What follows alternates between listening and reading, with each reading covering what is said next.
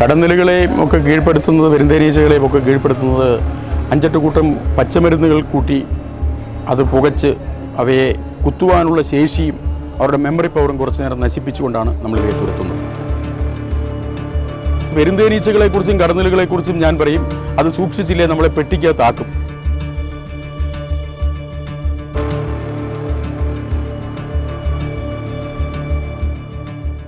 ഇത് എന്ന് പറഞ്ഞാൽ ഉഗ്രഭിക്ഷകാരികളായ ഇത്തരം തേനീച്ചക്കൂട്ടങ്ങൾ വന്യമൃഗങ്ങളെ പോലും ഭീഷണിപ്പെടുത്തുവാൻ കഴിവുള്ളവയാണ്.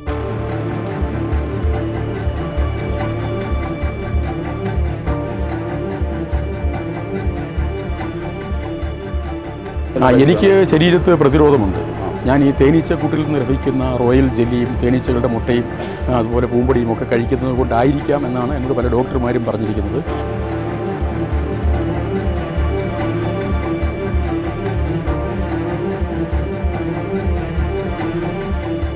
ജാഗ്രത എന്ന് പറഞ്ഞാൽ നമ്മൾ പെരുന്തേനീച്ചക്കൂട്ട് വിളയാൽ ഓടി രക്ഷപ്പെടുക എന്നുള്ള ഒറ്റ മാർഗ്ഗമേ അതിനകത്തുള്ളൂ.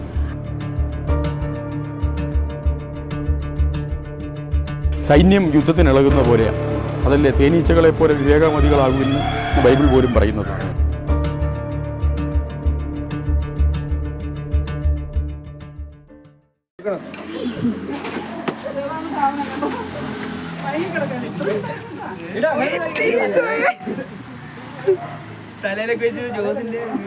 നമസ്കാരം. കാടിളക്കി കൂട്ടത്തോടെ വരുന്ന കടന്നലുകൾ നമ്മൾക്ക് ഏറെ ഭയമാണ്. കഴിഞ്ഞ ദിവസങ്ങളിലൊക്കെയായി സംസ്ഥാനത്തിൻ്റെ വിവിധ ഭാഗങ്ങളിൽ കടന്നൽക്കൂട്ടം ഇളകി പലരെയും ആക്രമിച്ച് പരിക്കേൽപ്പിച്ചിരുന്നു. പലരുടെയും ജീവൻ നഷ്ടമായ സംഭവങ്ങളൊക്കെ നമ്മൾ കേട്ടതാണ്. എന്നാൽ കടന്നൽക്കൂട്ടങ്ങളെ അനായാസം കീഴ്പ്പെടുത്തുന്ന ഒരാൾ കോട്ടയം ജില്ലയിലുണ്ട്. കോട്ടയം ഈരാറ്റുപേട്ട പൂഞ്ഞാർ സ്വദേശിയായ ജോഷി മൂഴിയാങ്കൽ. 25 വർഷമായി അദ്ദേഹം കടന്നലുകളെ ഇങ്ങനെ കീഴ്പ്പെടുത്തുകയാണ്. അത് എങ്ങനെയാണ് അദ്ദേഹത്തിനെ കൊണ്ട് അത് സാധിക്കുന്നതെന്ന് നമുക്ക് ജോഷി ചേട്ടനോട് തന്നെ ചോദിക്കാം. ഈ കടന്നലുകളെ കീഴ്പ്പെടുത്തുന്നത് എങ്ങനെയാണ്? കടന്നലുകളെയും ഒക്കെ കീഴ്പ്പെടുത്തുന്നത്, പെരുന്തേനീച്ചകളെയും ഒക്കെ കീഴ്പ്പെടുത്തുന്നത് അഞ്ചെട്ടുകൂട്ടം പച്ചമരുന്നുകൾ കൂട്ടി അത് പുകച്ച് അവയെ കുത്തുവാനുള്ള ശേഷിയും അവരുടെ മെമ്മറി പവറും കുറച്ചു നേരം നശിപ്പിച്ചുകൊണ്ടാണ് നമ്മളിവയെ തുരത്തുന്നത്. അതങ്ങനെ പ്രത്യേകം പഠിച്ചതാണ്. കാരണം എനിക്ക് സ്കൂൾ കോളേജ് വിദ്യാഭ്യാസ കാലഘട്ടത്തിൽ തേനീച്ച വളർത്തുണ്ടായിരുന്നു. വൻ തേനീച്ചകളും ചെറുതേനീച്ചകളും. ഇന്നിപ്പം വ്യാപാരാടിസ്ഥാനത്തിലും വ്യാവസായിക അടിസ്ഥാനത്തിലുമൊക്കെ ആളുകൾ ഞൊടിയത്തേനീച്ച അല്ലെങ്കിൽ വൻതേനീച്ചകൾ എന്ന് പറയും, പെട്ടിക്കകത്ത് വളർത്തുന്ന സാധനം. ഇതേക്കുറിച്ച് പെരുന്തേനീച്ചകളെക്കുറിച്ചും കടന്നലുകളെക്കുറിച്ചും ഞാൻ പറയും, അത് സൂക്ഷിച്ചില്ലേ നമ്മളെ പെട്ടിക്കകത്താക്കും. തേനീച്ചകൾ തമ്മിലുള്ള വ്യത്യാസം. മറ്റേത് നമുക്ക് ഇണക്കി വളർത്താൻ പറ്റും, വ്യാപാരാടിസ്ഥാനത്തിലും വ്യവസായ അടിസ്ഥാനത്തിലും വളർത്താൻ പറ്റും. എനിക്ക് സ്കൂൾ കോളേജ് വിദ്യാഭ്യാസ കാലഘട്ടങ്ങളിൽ എൻ്റെ മെയിൻ വരുമാന മാർഗ്ഗം തേനീച്ച വളർത്തലായിരുന്നു. അപ്പോൾ അങ്ങനെ അതിൽ നിന്നാണ് പണ്ടൊക്കെ ഞാൻ പെരുന്തേനീച്ചയെ കരിക്കുവാൻ ഏത് മരത്തിലും കയറുമായിരുന്നു. എനിക്ക് അട്ടപ്പാടി അഗളി ഗൂളിക്കടവ് എന്ന് പറയപ്പെടുന്ന സ്ഥലത്ത് കുറേ സ്ഥലമുണ്ട്, പൈതൃകമായിട്ടുള്ളതാണ്. അപ്പോൾ ആ സ്ഥലത്ത് വെച്ച് നമ്മുടെ ഒരു ആദിവാസി ഒരാൾ ഈ തേനീച്ചകളെ, ഇത്തരം തേനീച്ചകളെ, പെരുന്തേനീച്ചകളെയും കടന്നലുകളെയും ഒക്കെ കൊല്ലാതെ നിർമ്മാർജ്ജനം ചെയ്യുമായിരുന്നു. ആ ആദിവാസിയിൽ നിന്നാണ് ഞാനിത് പഠിച്ചത്. അഞ്ചെട്ടുകൂട്ടം പച്ചമരുന്നുകൾ കൂട്ടി പുകച്ച് ഇവയെ കുത്തുവാനുള്ള ശേഷിയും അവരുടെ മെമ്മറി പവറും കുറച്ച് നേരത്തേക്ക് നമ്മൾ നശിപ്പിക്കുകയാണ്. അങ്ങനെയാണ് ഇത്തരം തേനീച്ചകളെ, പെരുന്തേനീച്ചകളെ നമ്മൾ വരുതിയിലാക്കി എടുക്കുന്നത്, തേനെടുക്കുന്നത്. ഒരു ഈച്ചകളെ പോലും നമ്മൾ കൊല്ലുന്നില്ല. ഈ വലിയ കൂടുകൾ നമ്മൾ പേടിയില്ലാതെ കയറി ചെല്ലുന്ന കണ്ടിട്ടുണ്ട് വീഡിയോയ്ക്കകത്ത്. അപ്പോൾ അതെങ്ങനെയാണ്? അതങ്ങനെ പേടിക്കേണ്ട കാര്യമില്ല, ഒരു ട്രീറ്റ്മെന്റ് നിങ്ങൾ നടത്തും. ഒന്ന്, ദൈവം തമ്പുരാൻ നമുക്ക് വരദാനമായി നൽകിയിരിക്കുന്ന ഒരു മനത്തിൻ്റെ ഇടം, മനസ്സിൻ്റെ ഒരു തൻ്റെ ഇടം. അത് ഏത് രംഗത്താണെങ്കിലും അത് വേണം. എന്നോട് പലരും ചോദിക്കുമ്പം ഞാൻ പറയും, രാജവെമ്പാലയാണെങ്കിൽ പോലും ഒരെണ്ണത്തിനെ നോക്കിയാൽ മതി.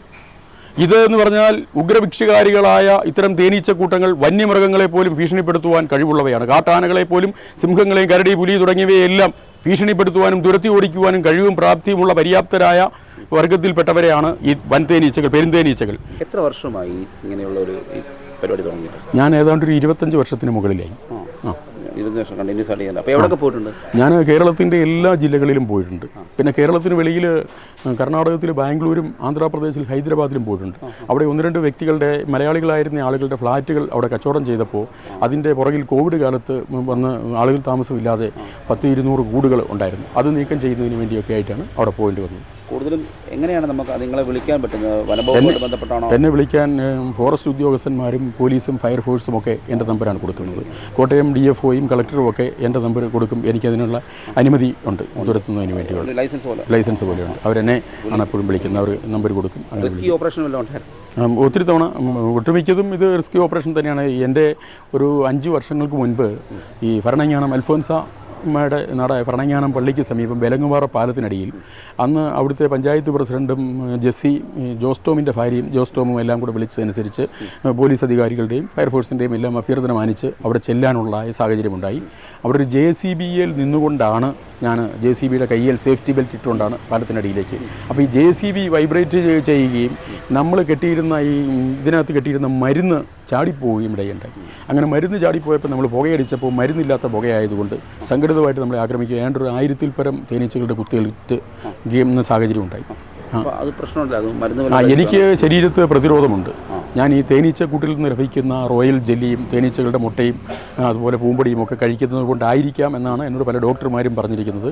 എനിക്ക് എത്ര കുത്ത് കിട്ടിയാലും എനിക്ക് ശരീരത്തൊരു നീര് പോലും വെക്കുകയില്ല. കഴിഞ്ഞ ദിവസം മിനിയാന്ന് നമ്മുടെ കോട്ടയം ജില്ലയിലെ തന്നെ മണിമലയടുത്ത് കടയനിക്കാട് എന്ന് പറയപ്പെടുന്ന സ്ഥലത്ത് സെൻറ്റ് മേരീസ് ചർച്ചിൽ ഒരു ശവസംസ്കാര ചടങ്ങുമായി ബന്ധപ്പെട്ട് ഒരു 150ഓളം ആളുകൾക്ക് കുത്തേൽക്കുന്ന സാഹചര്യമുണ്ടായി. ഞാനൊരു 1-2 മണിക്കൂറിനുള്ളിൽ അവിടെ പാഞ്ഞെത്തുകയും ആ പരിസരം മുഴുവൻ തേനീച്ച വരുന്ന മുഴുവൻ ആളുകളെയും ഓടിച്ചിട്ട് ആക്രമിക്കുകയായിരുന്നു. 2 ഗോവണി ഏച്ച് കെട്ടി അതിൻ്റെ മുകളിൽ കയറി ചെല്ലുമ്പോഴത്തേക്കും എന്നെയും ഒരു 10-200 തേനീച്ചകൾ ആക്രമിച്ചു. എങ്കിലും ഞാൻ ആ തേനീച്ചക്കൂട്ടത്തെയെല്ലാം തുരത്തി. അവിടുത്തെ വികാരിയും അവിടുത്തെ ജനപ്രതിനിധികളും പള്ളി അധികൃതരുമൊക്കെ നമ്മളോട് പ്രത്യേകം നന്ദി, ഫോറസ്റ്റ് ഉദ്യോഗസ്ഥന്മാരും ഒക്കെ വിളിച്ചറിയിച്ച അനുസരിച്ചാണ് ഞാനവിടെ പോവുകയും തുരത്തുകയും ഒക്കെ ചെയ്തത്. കഴിഞ്ഞ ദിവസം നമ്മൾ കണ്ടാണ് തിരുവനന്തപുരം സെക്രട്ടേറിയറ്റിലൊക്കെ തിരുവനന്തപുരം കളക്ടറേറ്റിൽ ഇളകി വന്നു. ഏതാണ്ട് 10-200ഓളം പേർക്ക് കുത്തേറ്റു. പക്ഷേ അത് എന്നെ 1-2 പേര് വിളിച്ചപ്പോൾ എന്തുകൊണ്ടോ എൻ്റെ മൊബൈൽ സൈലൻ്റ് ആയി പോയിരുന്നു. ഞാൻ പിന്നീട് അറിയാൻ സാധിച്ചു രാത്രി 10 മണിക്കാണ്. 2:30 മണിക്കോ 1:30 മണിക്കോ വാർത്ത വന്നിരുന്നതാണ്. ഞാനത് അറിഞ്ഞിരുന്നുവെങ്കിൽ ആ നിമിഷം തന്നെ അവിടെ പോയി മുഴുവൻ തേനീച്ചക്കൂട്ടങ്ങളെയും തുരത്തുമായിരുന്നു. കാരണം പത്തനംതിട്ട കളക്ടറേറ്റിൽ ഇതിനു മുമ്പ് PB നൂഹ് സാറ് കളക്ടറായിരുന്ന അവസരത്തിൽ അവിടെ കോവിഡ് കാലത്ത് പെരുന്തേനീച്ചകളുടെ ആക്രമണം ഉണ്ടായപ്പോൾ അദ്ദേഹം എന്നെ വിളിക്കുകയും ഞാനവിടെ ചെല്ലുകയും കടന്നൽ കൂട്ടങ്ങളെ തുരത്തുകയും അന്നത് പത്രമാധ്യമങ്ങളിൽ എല്ലാം വലിയ വാർത്താ പ്രാധാന്യത്തോടുകൂടി വരികയും ഒക്കെ ചെയ്തു. ഒരു തേനീച്ച പോലും താൻ തുരത്തുകയും കളക്ടർ വളരെ ആശ്ചര്യത്തോടുകൂടി അത് നോക്കി നിൽക്കുന്ന സാഹചര്യമെല്ലാം ഉണ്ട്. ഇത് ഈ ശരിക്കും വലിയ കെട്ടിടത്തിൻ്റെ മുകളിലും അല്ലെങ്കിൽ മരങ്ങളുടെ മുകളിലൊക്കെയാണ്. അപ്പോൾ അവിടെ എത്തിച്ചെല്ലാൻ പറ്റില്ല എങ്ങനെയാണ്? അത് ചെറുപ്പകാലം മുതൽ ഞാൻ ഏത് മരത്തിലും കയറുമായിരുന്നു. എൻ്റെ പിതാവ് എന്നെ ഓടിക്കുമായിരുന്നു. ഞാൻ ഈ പണ്ട് ആനിക്കാവള, ഇന്നിപ്പോൾ പിള്ളേർക്കൊന്നും അധികം അറിയത്തില്ല, ആനിക്കാവളയും നാടൻ മാങ്ങാപ്പഴവും ഒക്കെ പറിക്കുന്നതിന് വേണ്ടി ഏത് മരത്തിലും കയറുമായിരുന്നു. അങ്ങനെ അതുകൊണ്ട് ഏത് മരത്തിലും കയറിപ്പോകാൻ എനിക്കൊരു ഭയാശങ്കയുമില്ല. പിന്നെ ഇന്നത്തെ പല ചെറുപ്പക്കാരും വലിയ കെട്ടിടങ്ങളുടെ മണ്ടയിലൊക്കെ കയറുമ്പോൾ ഞാൻ ഈ പാലാ കുരിശുപള്ളിയൊക്കെ മണ്ടയിൽ കയറിച്ച് കയറയിലൊക്കെ ഊർന്നിറങ്ങിയൊക്കെയാണ് ചെയ്യുന്നത്. ഇന്നും കേരള ഹൈക്കോടതിയിൽ ഒത്തിരി വർഷങ്ങളായിട്ട് പോകുന്നുണ്ട്. ഈ കഴിഞ്ഞ ആഴ്ചയിലും ഞാൻ ഹൈക്കോടതിയിൽ പോയി 4-5 കൂട് തുരത്തിയിട്ടുണ്ട്. പത്തനംതിട്ട കളക്ടറേറ്റ്, ഹൈക്കോടതി, ഏറ്റുമാനൂർ ക്രിസ്തുരാജാപ്പള്ളി, എൻ്റെ സ്വന്തം ഇടവകപ്പള്ളിയായ Aruvithura Saint George Forane Church ഉൾപ്പെടെ കേരളത്തിൻ്റെ വിവിധ പ്രദേശങ്ങളിൽ ഇന്നലെയും പല സ്കൈലൈൻ ബിൽഡേഴ്സിലും വൈക്കത്ത് ഒരു വീട്ടിൽ ഒരു മരത്തിൽ അങ്ങനെ കേരളത്തിൻ്റെ വിവിധ പ്രദേശങ്ങളിൽ നമ്മൾ പോകാറുണ്ട്. തിരുവനന്തപുരം മുതൽ കാസർഗോഡ് വരെ പോയിട്ടുണ്ട്. തിരുവനന്തപുരത്തെ ഒരു ആശ്രമം ഏതാണ്, കരുണാകര ഗുരുവിൻ്റെ ശാന്തിഗിരി ആശ്രമത്തിലടക്കം ഒരു 2 വർഷം മുമ്പ് ഒത്തിരി പേർക്കിട്ട് കുത്തിയപ്പോൾ ശാന്തിഗിരി ആശ്രമത്തിലടക്കം പോയി ചെയ്തിട്ടുണ്ട്. കാസർഗോഡ് കടുവി ഒരു സ്ഥലത്ത് പോയിട്ടുണ്ട്, കണ്ണൂർ പോയിട്ടുണ്ട്. എല്ലാ ജില്ലകളിലും തൃശ്ശൂർ മാള ഒരു സ്വർണ്ണക്കടയുടെ ബിൽഡിങ്ങിന് മുകളിൽ ഒത്തിരി പേർക്കിട്ട് കുത്തി. അവിടുത്തെ ഒരു സ്വർണ്ണ വ്യാപാരിയും ഇരുമ്പ് കടക്കാരനുമായ ആൾ എന്നെ വിളിച്ച് അവിടെ പോയി തുരത്തിയിട്ടുണ്ട്. അങ്ങനെ എല്ലാ ജില്ലകളിലും. ഇടുക്കി ജില്ലയുടെ ഭാഗമായ വെങ്ങല്ലൂർ ഒരു പുതിയ ഹോസ്പിറ്റൽ, ക്യാൻസർ രോഗികൾക്ക് വേണ്ടിയുള്ള ഒരു ഹോസ്പിറ്റൽ, അവിടെ ഒത്തിരി പേർക്കിട്ട് കുത്തിയപ്പം അവിടെ പോയി തുരത്തിയിട്ടുണ്ട്. അങ്ങനെ 100 ആയിരക്കണക്കിനെന്ന് പറയില്ല, 100 കണക്കിന് പെരുന്തേൻ കൂട്ടങ്ങളെയും കടന്നലുകളെയും ഒക്കെ തുരത്തുവാൻ എനിക്ക് സാധിച്ചിട്ടുണ്ട്. അങ്ങനെ അനവധി ആളുകളുടെ ജീവനും സംരക്ഷണമേകുവാൻ സാധിച്ചിട്ടുള്ളത് ഒരു വലിയ ദൈവാനുഗ്രഹവും മഹാഭാഗ്യവുമായി തന്നെ ഞാൻ കരുതുകയാണ്. സ്വയം പ്രതിരോധം എന്ന് പറഞ്ഞാൽ എനിക്ക് കിട്ടിയിരിക്കുന്ന വലിയ ദൈവാനുഗ്രഹം ഞാൻ പറഞ്ഞില്ലേ, മിനിയാന്ന് എന്നെ 200 പെരുന്തേനീച്ച കുത്തിയതാണെന്ന് എന്നെ കണ്ടാൽ ആർക്കെങ്കിലും തോന്നുമോ? അവിടെ നിന്നിരുന്ന അച്ഛനും അവിടുത്തെ അധികൃതരും എല്ലാം ഭയാശങ്കയോടുകൂടി വണ്ടി വിളിക്കണോ, ഇപ്പോൾ പോകണ്ടേ? ഞാൻ പറഞ്ഞു, നിങ്ങളൊന്നും ചെയ്യേണ്ട, എൻ്റെ ശരീരത്തെ കൊല്ലി ഈ കൊമ്പ് അതൊന്ന് ഊരിക്കളഞ്ഞാൽ മാത്രം മതി എന്ന് പറഞ്ഞു. അവരെല്ലാം ഭയവിക്കില്ലായി നിൽക്കുക. ഞാൻ പറഞ്ഞു, എനിക്ക് കുടിക്കാൻ വേണ്ടി വെള്ളം തന്നു. ഞാൻ പറഞ്ഞു, വെള്ളമൊക്കെ അങ്ങോട്ട് മാറ്റി വെച്ചു, ഒരു വിഷയമില്ല, എൻ്റെ കാര്യം ഓർത്ത് നിങ്ങൾ പേടിക്കേണ്ട. ഞാൻ അപ്പോഴേ പറഞ്ഞായിരുന്നു ചിലപ്പോൾ ഇളകി നിൽക്കുന്നതുകൊണ്ട് കുത്ത് കിട്ടുമെന്ന്.